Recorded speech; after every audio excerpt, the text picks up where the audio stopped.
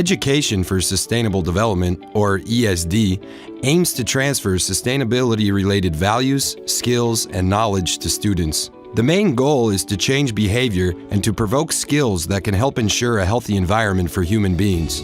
It is essential that ESD is incorporated into global trends in education, such as outcome-based learning. This approach emphasizes learning to do rather than learning to know. In 2012, the European Commission called for a fundamental shift in education and a greater focus on learning outcomes that can help solve 21st century problems. ESD curriculum planning starts with the creation of learning outcomes, that is, what students are capable of doing after they complete a course. Then, curricula instructions and assessment tools are developed for its implementation. Outcome-based learning, however, has not traditionally been used to ensure that sustainability skills are firmly embedded in all subject fields across curricula. Given the environmental challenges we face globally, like climate change and a transition toward a green economy, it is essential that we change our behavior. This entails integrating key sustainability skills into standard subjects like math and science, as well as subjects that don't traditionally emphasize them, such as civics, physical fitness, and engineering. One of the best examples of this approach is the Regional Framework Program, ESD in the Western Balkans, which was implemented in Serbia, Kosovo, and Montenegro from 2012 to 2017, with the financial support from the Rockefeller Brothers Fund, Europe Aid, and other donors. This program was internationally recognized as a best practice in the evaluation report 10 Years of the UNECE Strategy on ESD.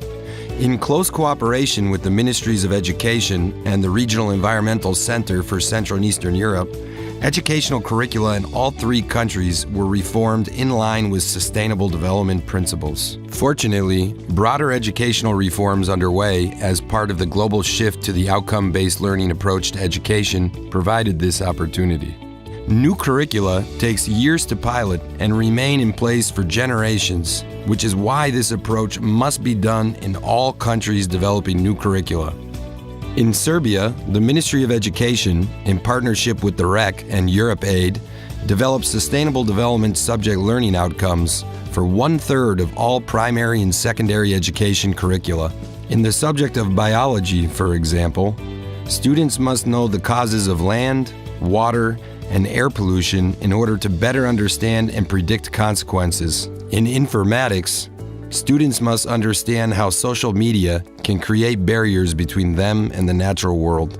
The approach in Montenegro was to formulate sustainability-related themes and topics for all subject fields in pre-primary, primary, secondary, and general education curricula, as well as in vocational education.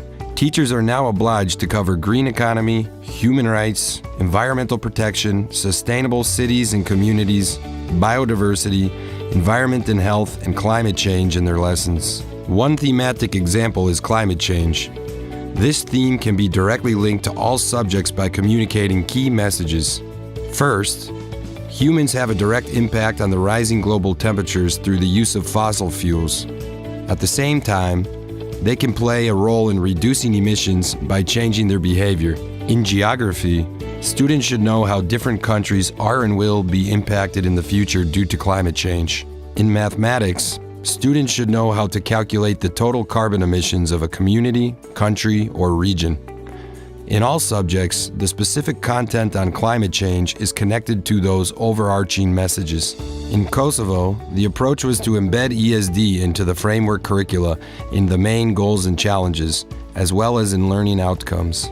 These concepts were also integrated into the core curricula fields and levels, as were cross-curricula issues such as global warming and renewable energy. Afterwards, teaching guidelines were produced for each subject. Of course, a policy framework cannot accomplish everything on its own. However, with the support of teacher trainings, instructional materials, and assessments, these policies are now put into practice. We hope that this video will inspire more countries to integrate essential sustainability skills and values into current and future educational reforms.